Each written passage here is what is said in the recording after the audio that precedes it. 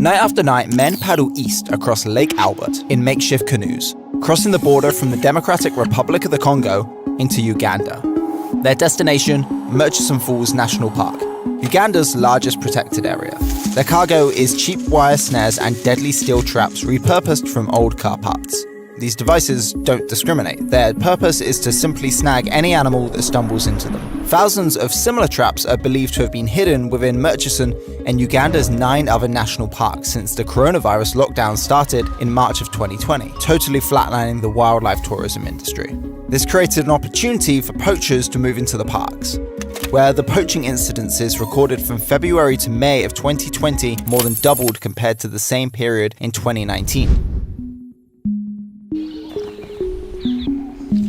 In the nearby Nakasongola district, 33 rhinos graze peacefully in Ziwa Rhino Sanctuary, where they have lived in a secure environment for more than 15 years. Rhinos need a lot to survive because everywhere in the world, rhinos are highly threatened, and now they need security. But as of April 2021, their future hangs in the balance. We have taken over, we are in full control, we have closed the sanctuary.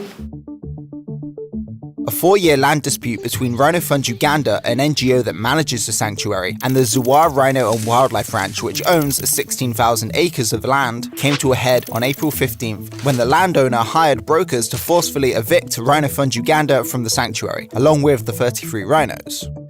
The sanctuary is home to the country's last remaining rhinos. In 1983, they were actually declared extinct in the country due to a number of factors, including prolonged human conflict, mismanagement of the natural habitat, and poaching. Between the 1960s and 1990s, conflict with neighboring Tanzania and a 6-year civil war fueled poaching and kept visitors out of the national parks.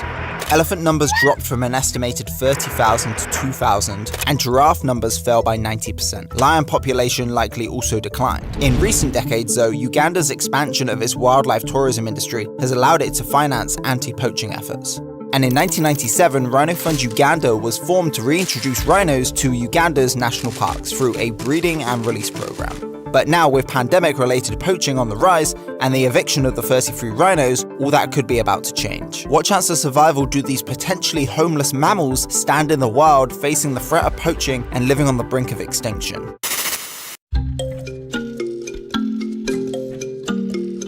So let's go back to the beginning of the story. After Rhino Fund Uganda was founded in 1997, a land usage license was agreed on between the NGO and Captain Joe Roy, a Ugandan citizen and landowner of Ziwa Rhino and Wildlife Ranch. The license gave RFU sole usage rights for a period of 30 years, which could then be renewed. The first 6 southern white rhinos were introduced to the 16,000 acres of suitable savanna and native woodland from 2005 to 2006. There were 3 males and 3 females. Over the past 15 years, 30 rhinos were born, whilst 3 died due to illnesses, leaving the current total at 33. But not a single one has been harmed or killed by poachers. That's because security at the sanctuary is seen as a matter of utmost importance. It's broken down into 5 distinct categories. The first is physical security measures. The sanctuary is enclosed by an electrified fence, which is regularly patrolled by rangers on foot as well as on motorcycles. These rangers also patrol the other sections of the sanctuary on a 24/7 basis. An effective 2-way radio system ensures good communication throughout as well as outside of the sanctuary. Ongoing training of all personnel is regarded as key to maintaining a high level of competency and also keeping on top of ever-changing threats and criminal activities. To work with rhinos, we need experienced people. Nobody else in Uganda has ever experienced with rhinos like the Rhino Fund Uganda has done. The rangers also monitor the rhinos closely 24 hours a day. The work is carried out according to a carefully complied duty roster so as to prevent creating any kind of routine. By closely monitoring the rhinos and recording the data on their behalf, Rhino Fund Uganda has been able to publish 3 scientific papers on the species. A vital aspect of any security system is the formation and maintenance of a well-placed informant network. Experienced members of the NGO are in charge of this aspect of the sanctuary security, which has proven to be very effective over the past few years. The final security measure is anti-poaching efforts. Protecting the rhinos is RFU's primary aim, closely followed by the protection of all other wildlife. RFU works closely with the Uganda Wildlife Authority and fulfills anti-poaching functions outside of the sanctuary as well. This is for a number of reasons, with the most important being that the threat of rhino poaching largely originates outside of the sanctuary. Local poachers who know the area and its people intimately are most likely to be contracted to poach rhinos. By neutralizing their operations, RFU can minimize this threat. Through this combination of experienced and high-skilled staff, plus collaborations with scientists and data monitoring, the rhinos here have been able to not just survive, but thrive.